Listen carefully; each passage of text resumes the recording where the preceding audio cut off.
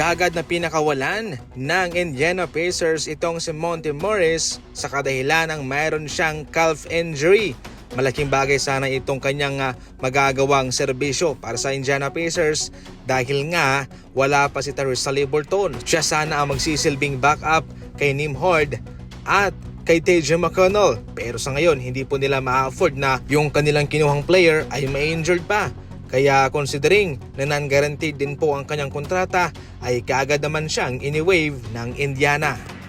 Hindi nakasundo sa isang extension contract ang Utah Jazz at itong si Walker Kessler. Ngayon na interesado naman ang Los Angeles Lakers kay Kessler. Ito po ang gustong makuha ng Utah Jazz sa kanila, si Reeves at 2 future first round pick.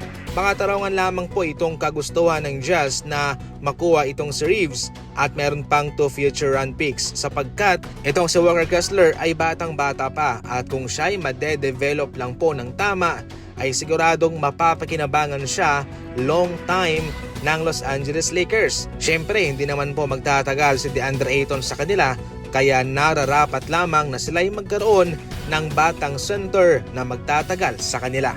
Para sa inyo, worth it na ba si Reeves at ang 2 first round pick? I-comment lang yan sa comment section. Although hindi naman talaga mataas na level kung pag-uusapan yung pagiging star player itong si Reeves, pero kahit papano ay magandang deal na po ito mga idol. Ngayon ipagpalagay natin kung ikaw si Rob Pelinka, iti-trade mo ba si Reeves para kay Kessler? I-comment lang yan. Samantala, eto na mga idol, ang 1 to 10 na ranking ng ESPN. Number 1 si Nikola Jokic.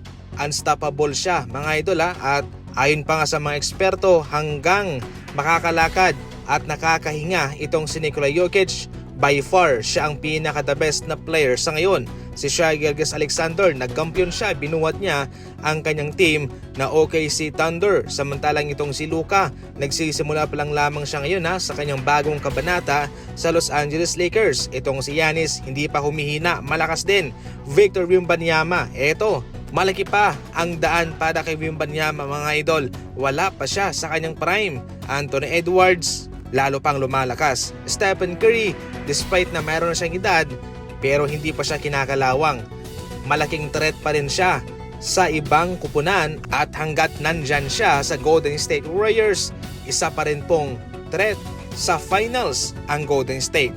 Samantalang LeBron James, kahit na yung kanyang edad ay nasa retirement na pero malakas pa rin naman siya, nasa tamang kondisyon pa ang kanyang pangatawan. Pero syempre mga idol, sa puntong ito ay mayroon na ngahong malaking agwat sa kanila ni Stephen Curry. Kaya mas mataas po sa ranking si Steph kumpara kay LeBron. Syempre Kevin Durant, nako, wala ka nang masabi rito mga idol napalakas pa rin ni KD. Pero ngayon ang malaking hamon sa kanya ay itong Rockets naman. Kung mas mapapaganda ba niya lalo ang standing nito kumpara nung nagdang season. Panghuli, pang-10 si Jalen Brunson ng Knicks. Isa rin po ito sa mga inaabangan ngayong kupunan at dahil din yan kay Brunson sa kung ano ang kanyang magagawa bilang isang star player. Malaki ang kanyang isinugal nung siya umalis sa Dallas Mavericks. Sinolo niya ang kanyang pagiging star player nung siya ay nakipaghiwalay ng landas kay Luka Doncic at hindi naman niya binigo ang Knicks.